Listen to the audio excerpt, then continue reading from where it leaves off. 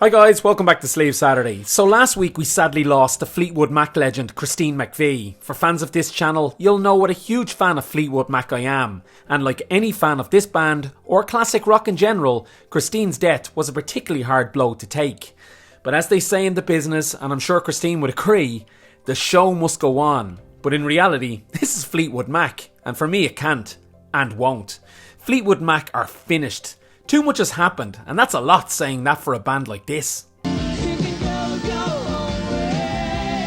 Now you might say, hold on, calm down Sleeve. For a band with more lineups than a police station's rogues gallery since its formation in 1967, this group knows how to stay active and reinvent itself, and that is a fair point. But with the death of Christine, and the fact that Lindsey Buckingham isn't in the band anymore, this for me spells the end. Do you have any knowledge of how the decision process went down with the band? None. Really? No. The firing of Buckingham in 2018 has never sat right with me. The official line was he wouldn't sign off on a new tour and songs for the set list, etc.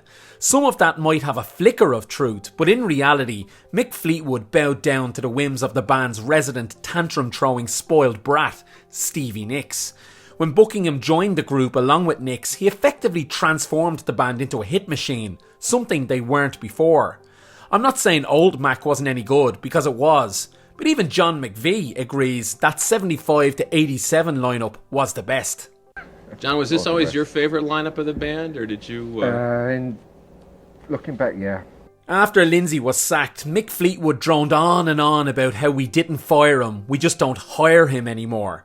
Sorry Mick, the reason you're playing arenas and stadiums these days and not clubs or sheds is because of Lindsey, and then you treat him like this. Insanity. It became just a huge impasse and hit a brick wall where we decided that we had to part company. Was Lindsey effectively fired?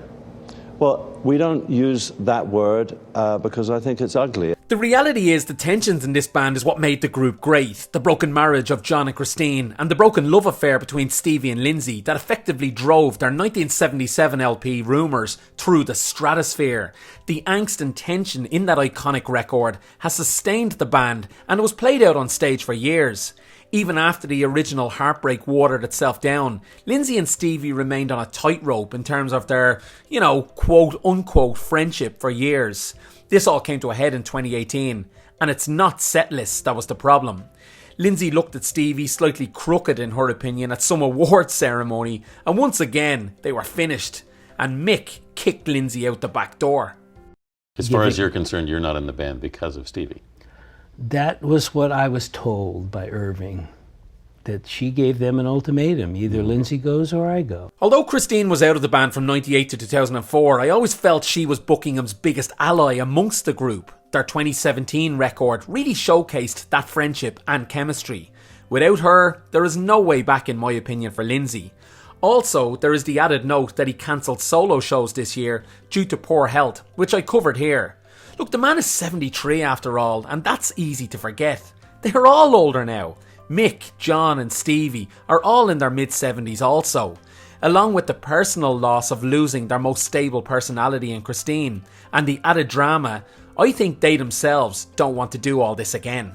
I'm making this my priority until whenever, we'll see what happens. Then there's that awful lineup with Neil Finn and Mike Campbell. I mean, Jesus Christ, at this point, with Christine gone and Lindsey booted out, it's like a Frankenstein's monster of a band. Don't get me wrong, Mike wrote one of my favourite songs of all time, The Boys of Summer, but he is not a Fleetwood Mac member. And Finn? Well, sorry, that's just an awful idea.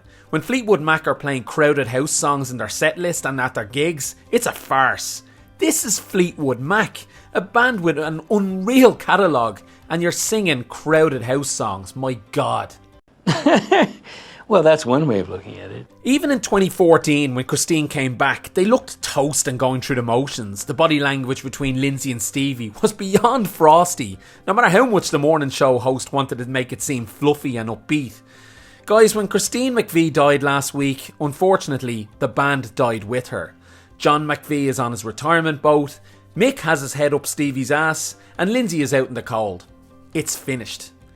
I'm curious though guys, what are your thoughts? Sure, let me know in the comments, and don't forget to like the video and subscribe to the channel. I'll see you next time.